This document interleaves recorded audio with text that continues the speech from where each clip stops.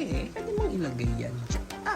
Yan. And then, I think itong parang kanyang drill, pwede mo rin naman paggamit na yan sa kanya. Yan. Sige, Megatron, sumugod ka din. Ganyan.